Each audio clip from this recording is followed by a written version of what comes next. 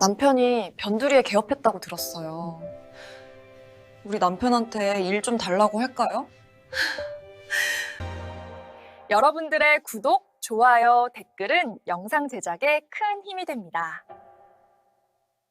그날 이후 그 모임 사람들은 내 이름을 먼저 피했다. 그게 우연이 아니라는 걸 깨닫는 데는 그리 오래 걸리지 않았다. 그날도 강남 호텔이었다. 로비에 들어서는 순간부터 공기가 달랐다.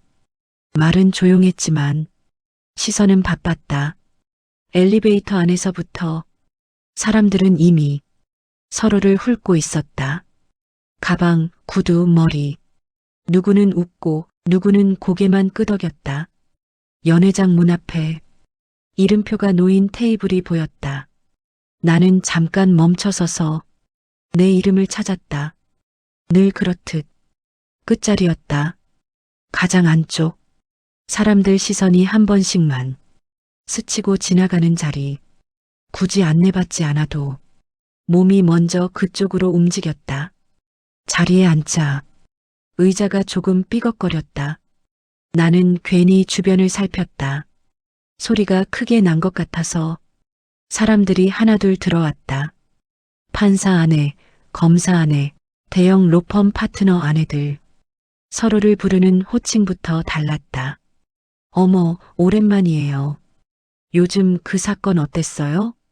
남편 이름이 자연스럽게 대화에 섞였다. 누구는 재판부 이야기를 했고 누구는 수임료를 낮췄다는 말을 농담처럼 흘렸다. 그 대화가 내 쪽으로 오기 전까지 나는 잔을 들었다 내려놓기를 몇 번이나 반복했다. 남편은 요즘 어떠세요? 마침내 내 차례가 왔다. 말투는 부드러웠다. 표정도 나쁘지 않았다. 그래서 더 긴장됐다. 나는 숨을 고르고 말했다. 바쁘게 지내요. 잠깐의 정적. 어디 로펌이죠? 나는 다시 멈췄다. 이 질문 뒤에 어떤 공기가 따라오는지 이미 알고 있었기 때문이다. 개인 사무실이요. 짧은 웃음이 테이블 위를 스쳤다. 크지 않았다. 그래서 더 또렷했다. 아, 요즘 쉽지 않죠. 그 말로 대화는 끝났다. 누군가는 고개를 끄덕였고 누군가는 잔을 들었다. 아무도 다음 질문을 하지 않았다. 대신 다른 쪽 테이블에서 와인 잔이 부딪히는 소리가 유난히 크게 들렸다. 나는 웃었다. 습관처럼 이상하지 않게 분위기를 깨지 않게 그 웃음이 그날 나를 그 자리에서 지워버리는 신호가 될 줄은 그때는 몰랐다. 그날 이후 그들은 내 앞에서 내 이름을 부르지 않았다. 그리고 그게 이 이야기의 시작이었다. 그날 호텔에서 돌아온 밤 나는 현관불도 켜지 않은 채 신발을 벗었다. 굳이 켤 필요가 없었다. 집 안 구조는 눈을 감아도 알고 있었으니까. 남편은 서재에 있었다. 문은 열려 있었고 책상 위엔 서류가 쌓여 있었다. 나는 그 앞을 지나치며 아무 말도 하지 않았다. 말을 꺼내면 내가 먼저 무너질 것 같았다. 우리가 결혼한 건 2015년이었다. 남편은 그해 봄 변호사 시험에 합격했다. 합격 소식을 들은 날에도 남편은 조용했다. 전화기를 내려놓고 한참을 아무 말 없이 앉아 있었다. 왜 그래? 내가 묻자 남편은 잠시 생각하다 말했다. 이제부터가 시작이잖아. 그 말이 괜히 크게 들렸다. 개업을 준비하던 시기에도 남편은 주변에 연락을 거의 하지 않았다. 소개받을 수 있는 사람? 없지 않았다. 하지만 남편은 그 이름들을 하나씩 지웠다. 그렇게 시작하면 평생 그 이름으로 불릴 거야. 나는 그 말이 고집처럼 들리면서도 어딘가 슬프게 느껴졌다. 사무실은 작았다. 엘리베이터 없는 건물. 계단을 올라가야 닿는 4층. 창문 하나, 책상 2개. 그래도 남편은 그 공간을 좋아했다. 밤늦게까지 불이 꺼지지 않았다. 나는 그 곁에서 말을 줄였다. 괜히 비교하지 않았고, 괜히 남들 이야기를 꺼내지 않았다. 사람들 앞에서는 항상 같은 말만 했다. 지금은 자리 잡는 중이에요. 그 말은 겸손이기도 했고, 방어이기도 했다. 그래서 변호사 아내 모임 초대를 받았을 때도 나는 망설였다. 안 가도 돼. 남편은 그렇게 말했다. 하지만 나는 괜히 빠지면 더 눈에 띌 것 같았다. 그래서 갔다. 튀지 않으려고, 조용히 앉아 있으려고, 남편 이름을 괜히 꺼내지 않으려고. 그 선택이 어른스러운 거라고 그때까지는 믿었다. 하지만 강남 호텔 끝자리에 앉아 웃음을 삼키던 그 순간 나는 처음으로 이 생각이 들었다. 내가 조용했던 게 상처를 막은 게 아니라 허락이었을지도 모른다는 생각. 깔봐도 된다고, 밀어내도 된다고, 그리고 그 허락을 나는 너무 오래 스스로에게 내주고 있었다는 걸, 그걸 깨닫는데 2015년부터 꼭 10년이 걸렸다. 그날 모임에서 사람들은 나를 없는 사람처럼 대했다. 완전히 무시하지는 않았다. 그보다 더 불편한 방식이었다. 말을 걸되 대답을 기다리지 않았고, 웃어주되 눈은 이미 다른 쪽을 보고 있었다. 내가 말을 꺼내면 문장은 중간에서 잘렸다. 누군가 다른 이야기를 얹었고 그 흐름은 다시 돌아오지 않았다. 그러다 테이블 중앙 쪽에서 누군가 내 쪽을 바라봤다. 그 모임에서 늘 중심에 서 있던 사람이었다. 사람들은 그를 기준으로 자리를 옮겼고 말의 방향을 바꿨다. 그가 잔을 내려놓고 말했다. 요즘 사건 많이 없죠? 나는 그 질문이 진짜 질문이 아니라는 걸 알고 있었다. 버티는 시기예요. 나는 그렇게 답했다. 그는 고개를 끄덕였다. 마치 이미 알고 있던 이야기라는 듯이. 그럼 내가 한 건 흘려줄까? 말은 부드러웠다. 주변 사람들도 고개를 들었다. 도와주는 말처럼 들렸고 실제로 도움일 수도 있었다. 하지만 그 순간 나는 느꼈다. 그 말이 나를 위로 올려주는 게 아니라 아래에 고정시키는 말이라는 걸. 나는 잠깐 망설이다.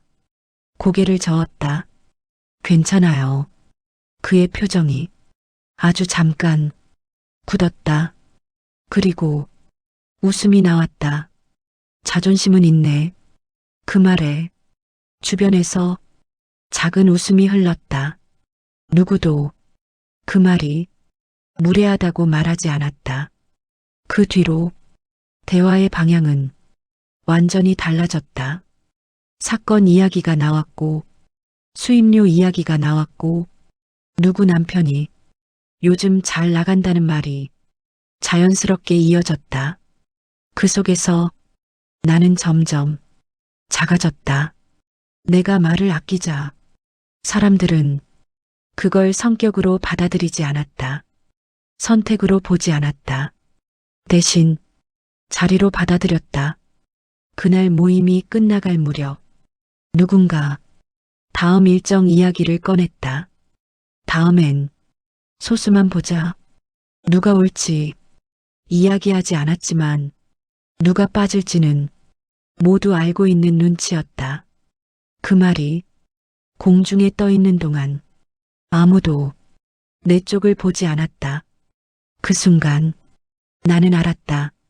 다음 모임에서 내 자리가 없을 수도 있겠다는 걸. 그리고 그 예감은 그날 밤이 아니라 바로 다음 날 현실이 되기 시작했다. 다음 날 아침 커피를 내리다 휴대폰이 울렸다. 모임 단톡방 알림이었다. 전날 웃던 사람들이 사진을 올렸다. 호텔 샹들리에 아래 와인 잔을 들고 있는 얼굴들. 내 자리 끝은 정교하게 잘려 있었다. 누가 일부러 손 뗀 흔적이 너무 깔끔했다. 우연이라고 넘기려다 화면을 더 내려봤다. 다음 모임 공지가 올라와 있었다. 날짜, 장소, 드레스 코드, 그리고 참석자 명단. 나는 습관처럼 이름부터 찾았다. 내 손가락이 멈췄다. 내 이름이 없었다. 눈을 한번 비볐다. 다시 봤다. 없었다. 대신 이름들이 줄줄이 이어졌다. 어제 내 옆에 앉아 고개만 끄덕이던 사람도, 내 잔이 떨어질까봐 손을 내밀던 사람도 그 안에 다 있었다. 나만 없었다. 나는 단톡방에 글을 쓰려다 지웠다. 혹시 명단에 제가 빠졌나요? 라는 문장이 3번쯤 올라갔다 내려왔다. 괜히 내가 매달리는 사람처럼 보일까봐 남편에게 말하려다도 삼켰다.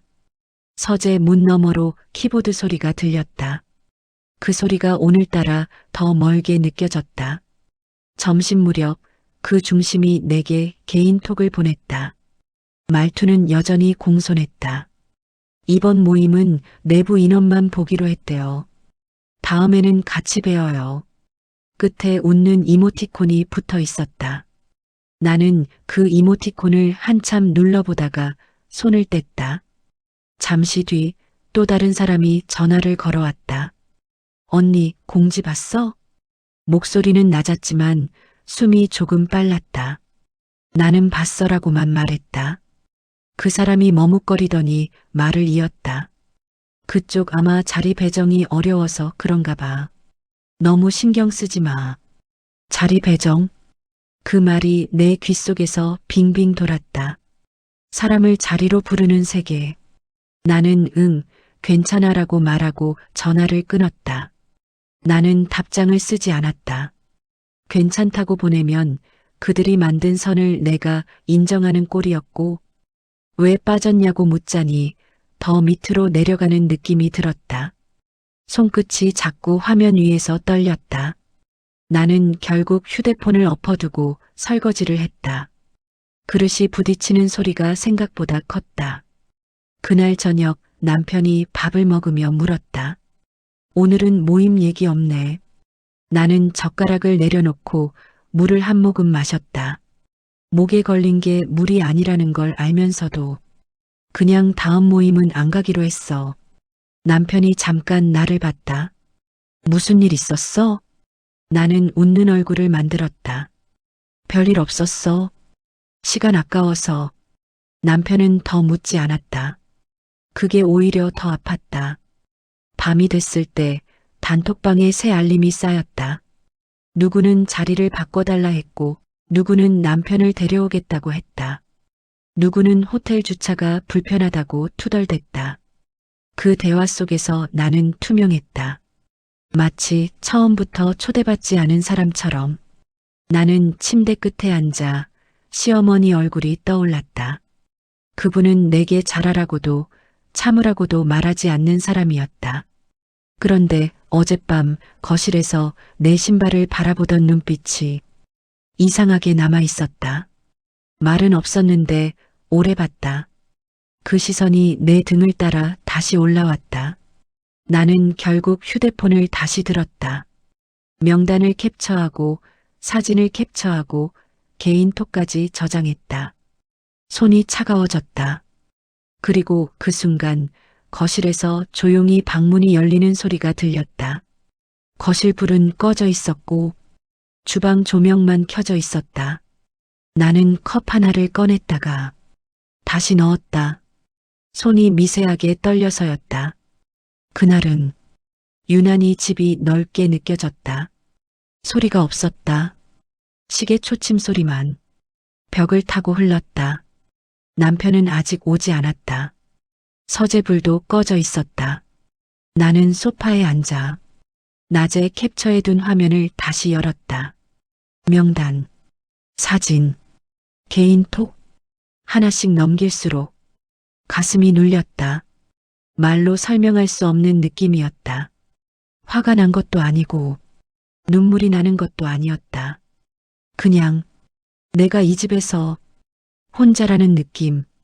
전날까지만 해도 웃으며 앉아있던 사람들이 하루 만에 나를 지웠다는 사실이 조용히 파고들었다. 나는 그동안 참 많은 걸 삼켰다. 말을 삼켰고, 표정을 삼켰고, 기분을 삼켰다.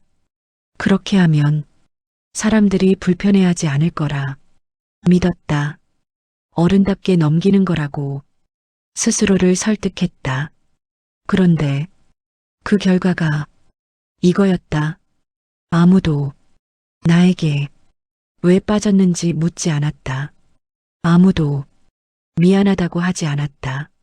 심지어 설명조차 없었다.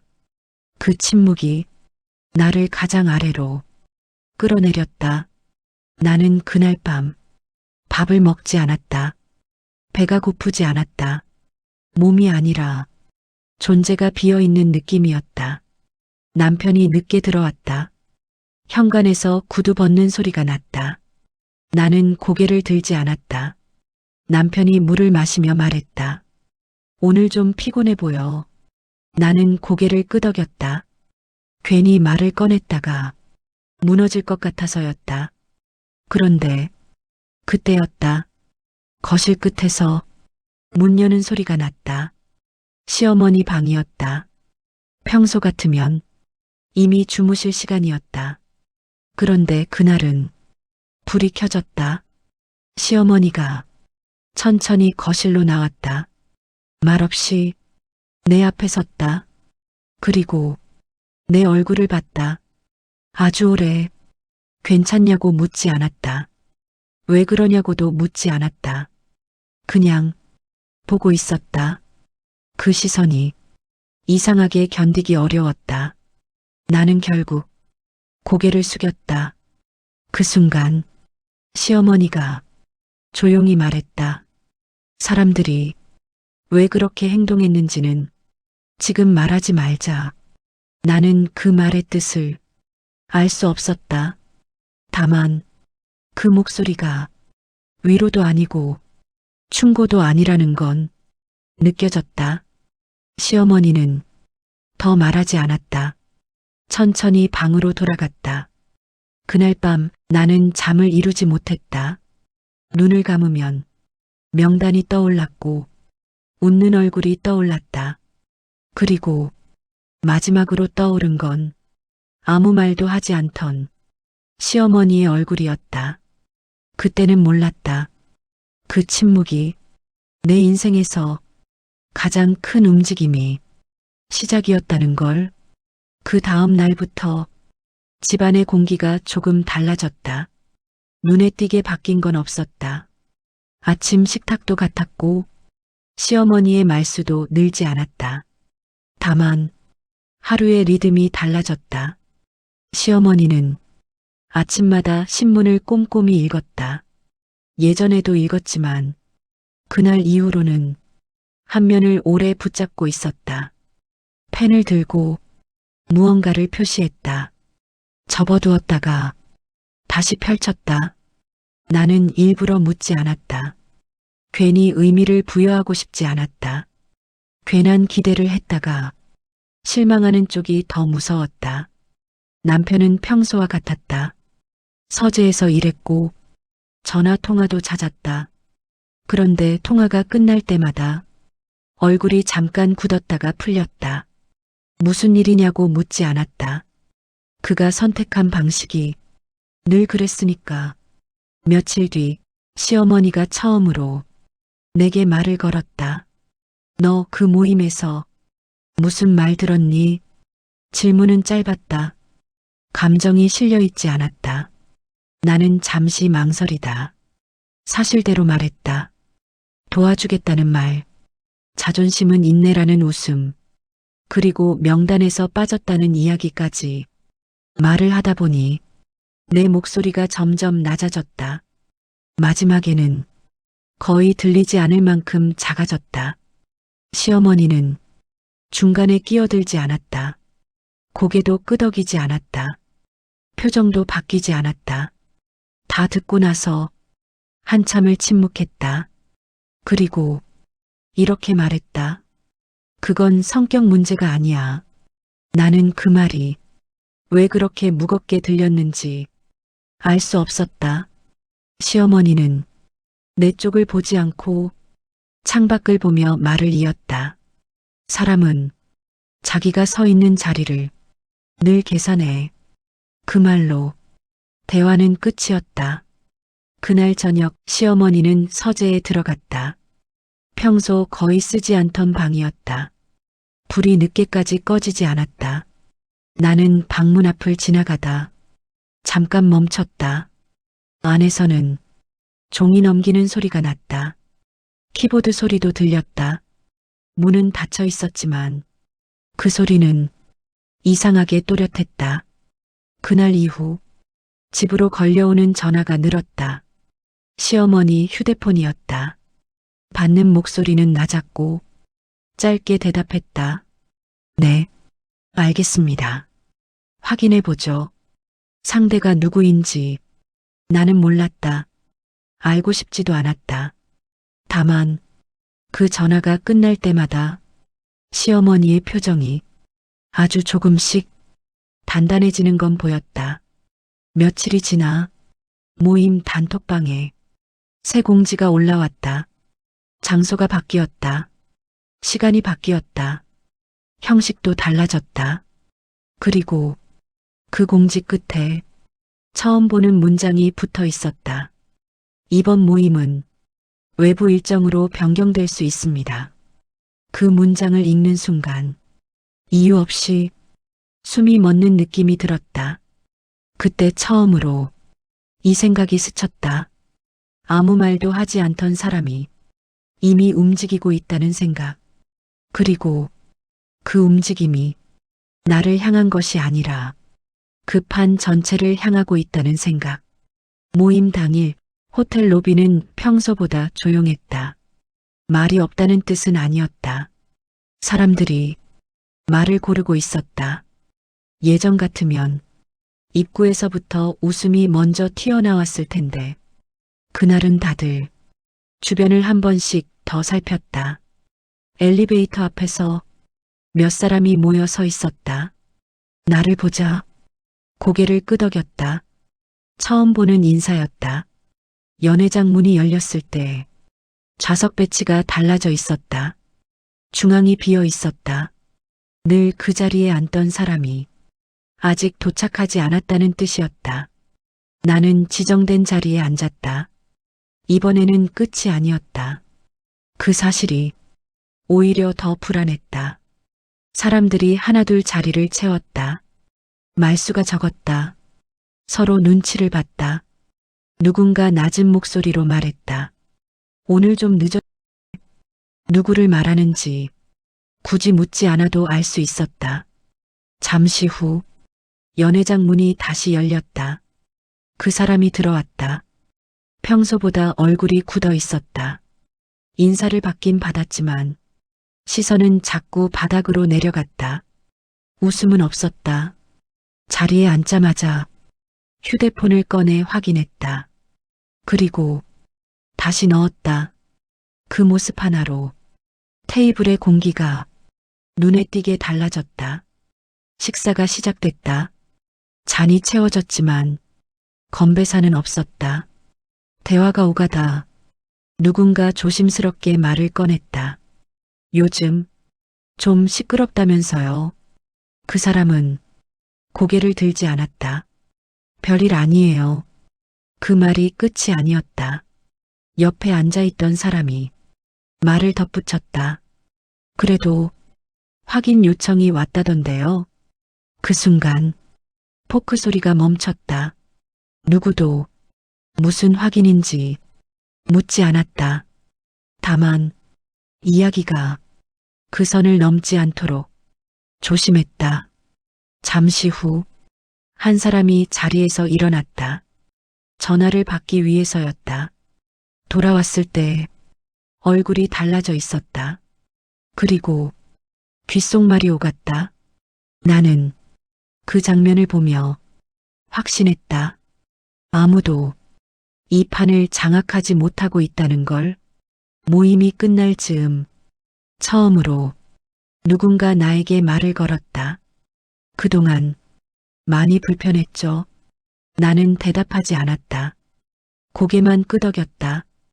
그게 내가 할 수 있는 전부였다. 연회장을 나서며 뒤를 돌아봤다. 그 사람은 아직 자리에 앉아 있었다. 주변은 비어 있었고 테이블 위에는 식지 않은 잔들만 남아 있었다. 그날 집으로 돌아오는 길 시어머니에게서 메시지가 왔다. 짧았다. 오늘은 여기까지야. 그 문장을 보는 순간 나는 알았다. 이건 끝이 아니라 이제야 본격적으로 시작이라는 걸. 그날 이후 단톡방은 조용해졌다.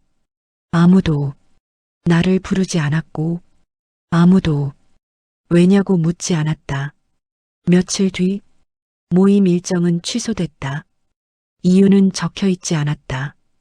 대신 정리 후 다시 안내라는 짧은 문장만 남았다. 나는 그 문장을 오래 보지 않았다. 알림을 껐다. 그걸로 충분했다. 남편은 아무것도 묻지 않았다. 그는 내 얼굴을 한번 보고 고개만 끄덕였다. 그게 우리가 나누는 가장 긴 대화였다. 시어머니도 다시 예전처럼 지냈다. 신문을 접고 차를 마셨고 저녁을 준비했다. 서재 불은 더 이상 늦게까지 켜지지 않았다. 아무 일도 없었던 것처럼 집은 원래의 속도로 돌아갔다. 어느 날 우연히 거리에서 그 모임 사람을 마주쳤다. 눈이 마주쳤다. 그는 먼저 시선을 피했다.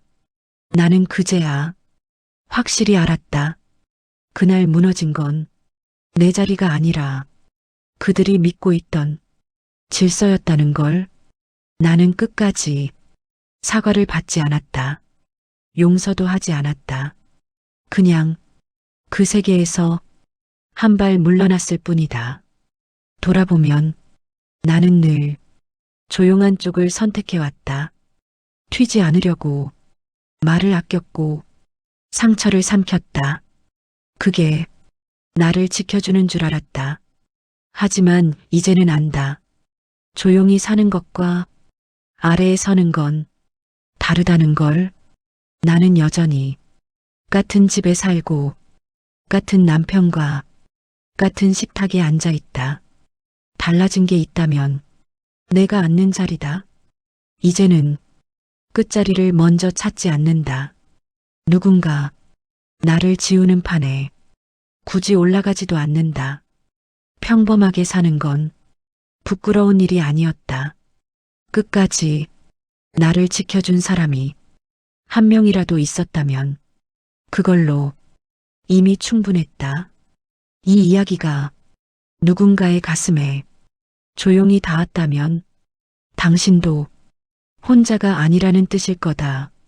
비슷한 순간을 겪은 적이 있다면 한 줄만 남겨달라.